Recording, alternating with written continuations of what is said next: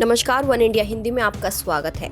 America में हो रहे राष्ट्रपति चुनाव बेहद दिलचस्प हो गया है। जो बाइडेन ने मौजूदा राष्ट्रपति डोनाल्ड ट्रंप को शिकस्त दे दी है। वहीं पहली बार अमेरिका को एक महिला उपराष्ट्रपति मिली है। कमला हैरिस ने उपराष्ट्रपति पद का चुनाव जीत लिया है। कमला हैरिस भारतीय मां और जमैकाई पिता की बेटी है। चुनाव जीतने के बाद कमला हैरिस ने कहा कि जब उनकी मां भारत से अमेरिकाई थीं, तब उन्होंने इस दिन के बारे में कभी नहीं सोचा होगा। We are so grateful to Joe and Jill for welcoming our family into theirs on this incredible journey. And to the woman most responsible for my presence here today, my mother, Shamala Gopalan Harris, who is always in our hearts. When she came here from India at the age of 19, she maybe didn't quite imagine this moment. But she believed so deeply in an America where a moment like this is possible. And so I am thinking about her and about the generations of women, Black women,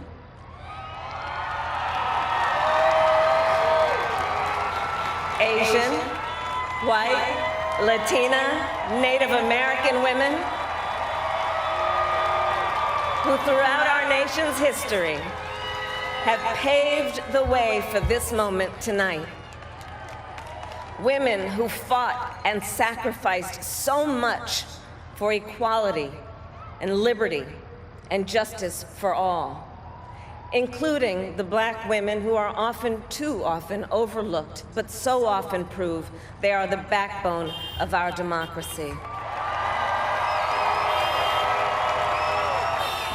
Kamala Harris America में उपराष्ट्रपति पद तक पहुंचने वाली भारतीय मूल की पहली अमेरिकी हैं। हैरिस का जन्म 1964 में ऑकलैंड में एक भारतीय मां श्यामला गोपालन हैरिस और जमैकाई पिता डोनाल्ड हैरिस के घर हुआ। उनके पिता स्टैनफोर्ड यूनिवर्सिटी में इकोनॉमिक्स के प्रोफेसर थे और मां स्तन कैंसर वैज्ञानिक रही हैं।